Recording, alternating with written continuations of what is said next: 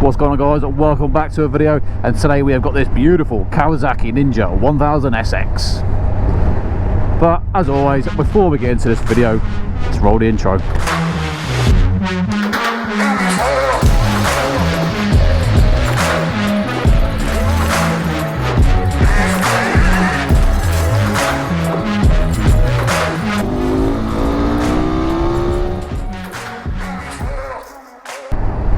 Before we get into what this bike has to offer, let's have a quick look at the lineup for this bike.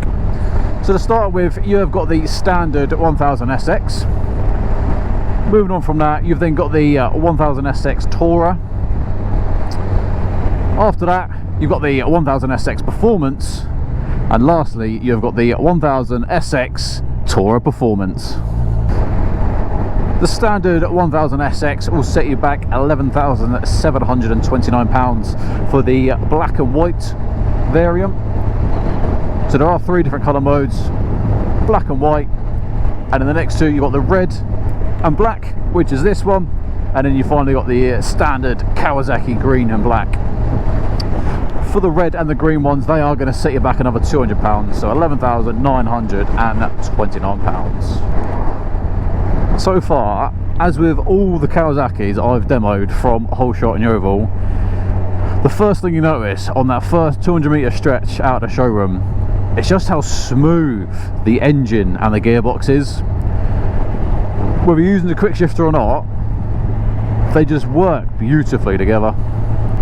That's just one thing with your inline fours, is they are very smooth, and Kawasaki have done a fantastic job. So far, no troubles finding neutral, unlike my Aprilia. As controls go, pretty much exactly the same as the ZX10 I rode the other week. The only benefit from this bike, which is my big bugbear for the ZX10, was a no fuel gauge. On the left hand side of this beauty, we've got a fuel gauge. So you know what, Kawasaki can do it. They've got the technology in the screen and in the bikes. Put it in the ZX10, ain't that hard. So if you are jumping off the Kawasaki line, that's one thing to note, is that you're going to feel right at home jumping on this. There are four rider modes with this. We've got Sport, which is going to be your top one, so it's going to be least intrusive on the electronic side. It's going to be for nice dry sunny days. You've then got Road. Electronic's going to start getting amped up a little bit. Coming down from that, we've got Rain, which is your obvious, stick it in the rain, everything's dulled down, nice smooth throttle, nice braking, engine braking, everything like that. And then finally you've got User, which is where you can download the Kawasaki Rider app and you can input and change some of the settings of the bike to make it your own. Nice to see when manufacturers give you that capability of adjusting the settings inside the bike to make it handle how you like. Tell you what, hopefully that blue sky up there continues. Can't beat these views though, can ya? To change through the different rider modes, at the minute you can see top left down there it says Sport. Left hand side of the handlebar, the buttons on the left bit, mode, up and down. Sport is going to be at the top one, and then User is at the bottom. So Sport, Road, Rain, User. And all you're going to do is come off the throttle, hold the down arrow, and then a couple of seconds later it will then change over to Road. Same again, hold, goes down into Rain. And then last one, my bad, it's not User, it's called Rider on Kawasaki's dash. So Rider is the one where you can change the parameters of like the traction control, engine braking, things like that. I'm going to put this back up to Sport. That's one thing you do notice when going from Rain to Sport, is the throttle response. It's got such a difference, and that's what you need. If you are caught in the rain, you don't want a harsh, snatchy throttle spinning that wheel up. Whack it into Rain and just get home safely. That's what I do if the ground's wet. As we're coming to a spec nowadays, this bike does have LEDs all round. It's got daytime running lights, and then obviously when you go through tunnels or the ambient light drops dark enough, your dip beam will come on. But if you want to do your flashing lights, or if you want to put a full beam on, top left hand side there, that's your button. Pull it towards you to flash, and then push it away to have your full beam on. Currently I am on the Tourer Performance Edition, so this has got the bags on the back and the exhaust. Let's cover off some of the differences between the standard and the Tourer Edition. So two of the main things you're going to get for the Tourer is you're going to get a larger windscreen, and then you're going to get two 28 litre side panniers. What do you get with the Performance Edition? So coming in, you've got the crash bungs either side. We've got a tank pad just to stop your jacket scratching up the front of the tank. We've got that lovely Kawasaki Performance exhaust. But if you can't decide which one to get between the Tourer and the Performance, well, go for option 3. Get the Tourer Performance pack.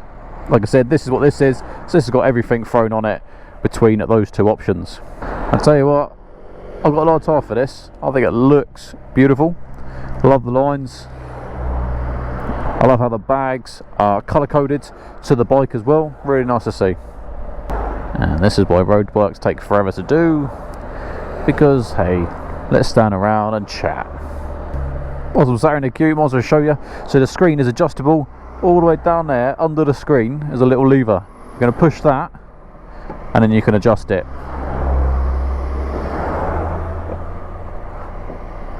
There are different positions, so you've got the highest and the lowest, and then there's a few in between.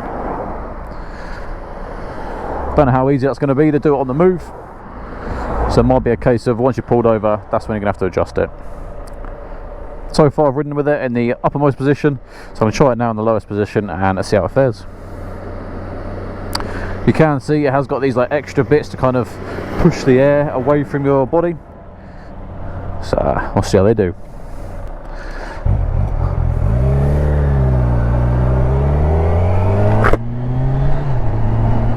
So it's easy enough to change whilst riding along, but obviously you've got to take both hands off the handlebars, so it's not the most ideal screen adjustment, but it does work. It is better than the Honda Africa Twin, because that was a twin-handed in at the same time whilst moving. It's a bit more of a cack-handed, whereas this is you push down with one hand and a lift with the other. So when it's in its lowest position, it's hitting probably the top of my stomach area, creating more of an even bubble of wind.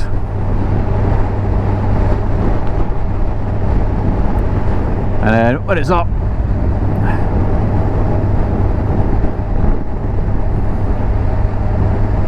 you can definitely feel the difference in the air. The wind starts coming on about that chin level. Looking at the range, I'm not full, I'm 1 bar down from full, but it does say I've got 200 miles to the tank. Pretty good range come from this 18 litre tank. My MT10 was a 17 litre tank, and that would be getting about 100 miles. 120 at a push. So far, one thing I do notice with the quick shifter is when you're going slower, up and down, it's spot on. When you're actually getting on the gas and the RPMs are a bit higher, there's a delay, almost like a lag. When you're going up, it kind of lurches your body forward a little. Going down, you don't notice it, but when you are, I say, going up the gear, you do definitely notice it. I think that's down to the time it takes. Yeah, you take your time coming out, fella, don't worry. It's that time it takes to change the gear.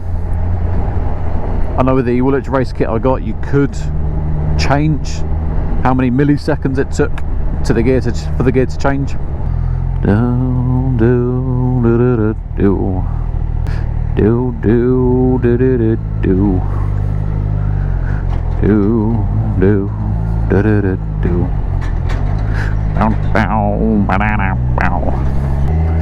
This is definitely a comfortable bike. I feel like he wants me to go past.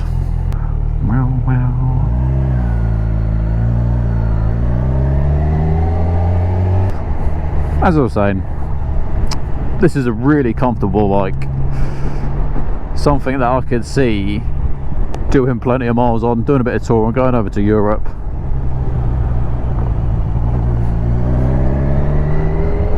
It's just easy, it's smooth, it's effortless, it's comfortable, it's got enough poke.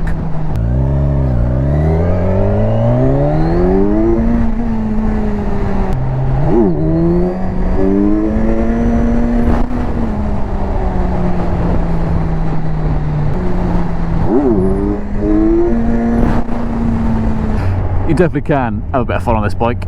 All you need to do is go into the rider app, set up the electronics so they don't kick in as much, so you can raise that front without it shutting it down electronically. As I mentioned, there are the 4 different rider modes, but when you go into the rider option and you do start playing around and setting this up, there's then the further power mode, so throttle response. So similar to how it does it from rain to sport, it just lowers the throttle response, gives you less torque, less horsepower for that rev range. So if you want to really smooth it out and just have a nice gentle ride, you can. And obviously don't forget, on a tour bike, something that is important, cruise control, left hand side, well done. You haven't followed Honda and put on the right hand side. So on the right hand side of the left hand, you got the center dial. You're going to push that, that's going to activate it. Comes up white on the bottom left hand, and then you're going to push down, and there you go. See, there's set and then top center, 34 miles an hour. To deactivate, either push the brake on the foot or pull the hand, or you can also rotate the throttle forward slightly, or you can pull in the clutch as well. So it's nice to see. Clutch, brakes, or roll the throttle forward.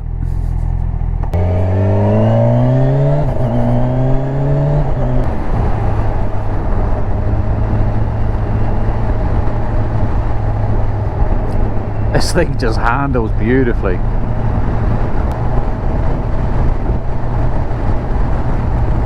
You notice this bike soaks up all the bumps. It's got the 41mm inverted forks at the front.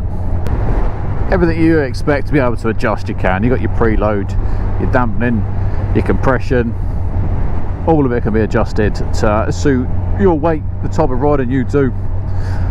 Something I highly recommend anyone does if they don't have electronic suspension is get the suspension set up to them. It can massively change how a bike handles and it feels. Like, a lot of us, I'm bad for it as well. You kind of sit on a bike and you just accept the suspension for what it is, and you're like, oh, well, it's okay. It doesn't handle the greatest, but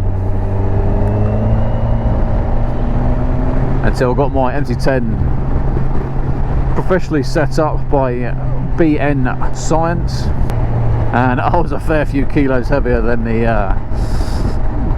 than Brian that was sent up. So he ended up putting a D.S.R on with probably 40 odd kilos in, just so the bike would handle how it would when I'm on it. So he doesn't just set it up and then just send you on the way. He does all his science and his voodoo, works out what it should be, does it, goes out, tests it himself, does that a few times, comes back, changes anything he needs to, and then when he thinks he's got it to the point where he's happy, then sends you out on it. You come back, and if you think anything, if you, oh, it done this, it felt like this, he'll then take into consideration anyway, then change some stuff. So like I said, if you haven't done it before, I recommend getting your bike properly set up for you, your weight, and how you ride. The old Acra slip-on on this gives it a really nice, deep, throaty sound. And then as soon as you open her up, it gets even livelier. Woohoo! Riding position with this bike, I'm 6 foot, I'm flat-footed. The pegs are kind of just behind the knee, so the legs sit, there's a nice comfortable bend. The pegs aren't underneath my bum. Top half, the handlebars are forward a little bit, but not in a overly aggressive, super naked style. Like yesterday, the Honda was up here. This is down a little bit, but it's still in a nice, comfortable position. That's for me. That's for my personal size. Kawasaki do have a smartphone connectivity, so you can connect your iPhone, your Android, whatever. One thing I do notice is because these are clip-ons rather than a handlebar, there's not really anywhere to mount a phone or a sat-nav. And I'm pretty sure, even with the Kawasaki Rider app, I don't think there's turn-by-turn directions given on the screen. So that's one thing that would concern me if I was doing the touring. I would definitely want my phone or my sat-nav or something showing me the direction rather than just having to listen to it whilst it's in my pocket. And then on the left hand side there is like a little cap, which I am assuming you can get a 12 volt socket for, but actually it would have been nice if Kawasaki had included that from the factory and not just had it as an accessory. Oh, look at that wisteria. Ooh. Zoe, you jealous? I've been riding for over an hour so far, and I tell you what, my bum, absolutely no issues on this seat. It's nice to see from a stock seat that there ain't nothing wrong with that. That dog's just chilling the bean. That's definitely the perk of having cruise control. Not riding with no hands, obviously. I've been able to just relax your right hand for a little bit. Go on the days of being in 50-mile-an-hour zones on the motorway on a sports bike without cruise control. Tell you what, you raced after 25 miles on the M25 would be screaming at you. But the mirrors being all the way down there, they just feel like they're miles away. Actually, we're so used to having them coming off from where your hands are. Nothing wrong with them. Pretty good on the old vibrations. Takes a bit of time to get used to seeing what's behind you from all the way over there.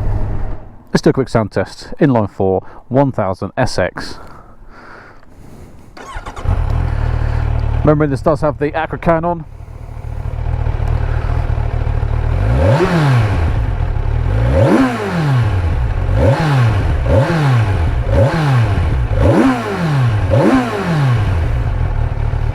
Woohoo! She sounds good. Remembering that there are 4 different models. The standard SX, then you've got the Tourer, the Performance, or the Performance Tourer. Costings for those, as mentioned previously, for the standard SX, going to come in at 11,800 for the white, and now both the Tourer and the Performance coming in at 12,800 for the white, and then add another 200 quid for the other colours, the black and the green. If you want this model, this is the Kawasaki Ninja 1000 SX Performance Tourer Edition. This will set you back £13,800. Same again for the white, or add a couple hundred for the other 2 colours. Now I think that's pretty good money for the amount of bike that you are getting. With luggage is not cheap no matter where you go. I purchased some luggage for my new bike, and that is coming in at around £800 just for the 2 side bags, and that is stock luggage. And that's not the most expensive stock luggage out there. When I say stock, I mean produced by the manufacturer. The what was it, Aprilia Touareg 660, the luggage for that was about £1,200 for the 2 side bags. As always though, there are plenty of aftermarket companies out there producing some really good hard luggage and soft luggage options. But for my new bike, I wanted to make sure I had the colour-coded panniers exactly like this. No matter what colour of the 3 1000 SXs you buy, when you buy the luggage, they will be colour-coded to your bike. One thing I did forget to mention with the Performance Pack is you also get a rear seat cowl, which is also colour-coded to the bike, which is really nice to see. You bought the performance pack. You don't want your missus on the back. Get yourself a seat cowl on there. Let me know in the comments box below whether you've got this bike or not. Where are you going this year? 2022. Borders are open. COVID is no longer because the newspapers are not reporting it. Where are you going? And is there anywhere you recommend for me and Zoe to hit up? Got zero issues with these brakes. If you want them to stop you, they'll get you stopped, alright.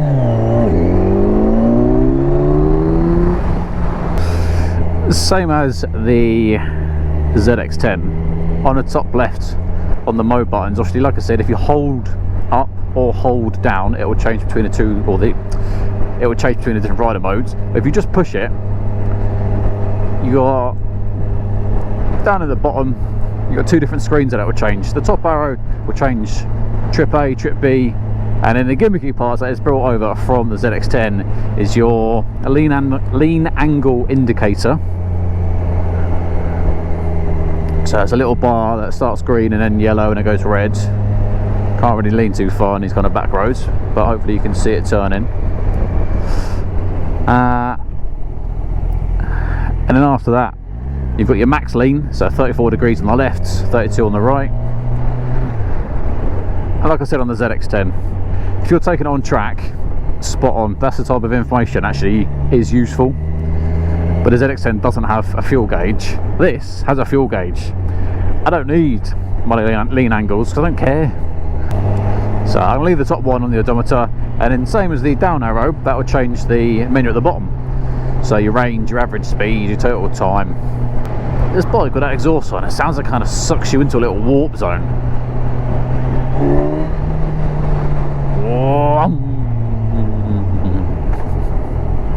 I got a lot of time for it.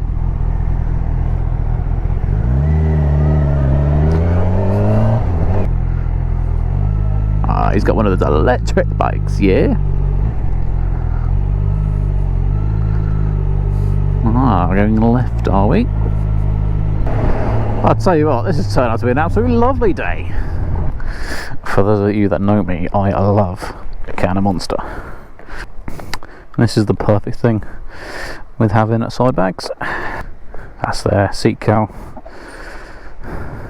colour matched for the rest of the bike, along with the panniers. Good thing the panniers, you just need the one key, the bike's ignition key. Put it in, turn it, lift this button up, lift it off the bottom end, and oh, look at that. Oh yes, don't mind if I do, doctor. What's nice as well is they also give you this Kawasaki inner, so that's held in place with these, and you've also got this other half as well. So remember, two 28 litre bags. To remove the bag, put the key in, turn it, pull this little bit up, and then you're going to slide it to the rear of the bike. And there you go, comes off. Obviously the railing is in the bike, nice to see, tucked away. Top first, slide it in, bottom then also goes in as well. Push that down, lock it up, and then you're done. Nice, easy, simple, clean looking, don't detract from the bike at all. As previously mentioned before, this isn't a light bike. It does come in at 235 kilos. Start adding the side bags, putting the luggage inside, you can see yourself pushing 250 kilos, but with a seat height of 835, I'm 6 foot, both feet flat on the floor, easy enough. Like I said, for a man of my structure. Whilst riding along with the panniers on, you do notice a little bit of rattling coming back from them, but I have been assured that there are little plastic spacers or rubber spacers that you can put in just to mitigate that rattling. Because this engine is so smooth, you can be a little bit lazy with the gears, and this is what I mean. I'm in 6th gear, I can go down to 35 miles an hour, and it's not chuggling along and struggling. I'm going uphill, and then I'll twist the throttle, and there we go. it gets you up to the speed, and there's no worries. Like you can be a little bit lazy, whereas other bikes you'd be like this, which is no fun for anyone. And you're constantly going up and down gears. Like the KTM 1290 Super Duke, 6th gear, that thing is only usable above 65 miles an hour. Whereas your inline 4, Kawasaki have done a fantastic job. Don't know how many times I can say it, because they truly have. It's just smooth. Like 3rd gear 30 miles an hour, 6th gear 30 miles an hour, it feels the same.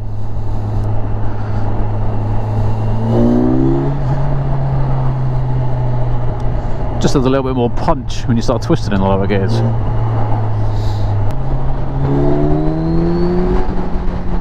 But this thing is definitely not slow. Good day, sir. So I love about the UK, sun starts coming out and all the bikers come out of all the woodworks. Nice to see people getting back out on their pride and joy. This riding review wouldn't be possible without the sponsors of the channel, so a big shout out to Whole Shot in Yeovil. Thank you very much for lending me their demo bike.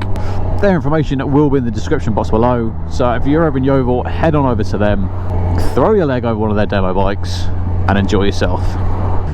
As always, ladies and gents, if you have enjoyed this video, please make sure you give us a like, give us a thumbs up, hit that subscribe button, make sure that bell notification is ticked, so every time we do release videos you'll be notified straight away. And until the next video, ride safe. Oh, okay, yep, good one.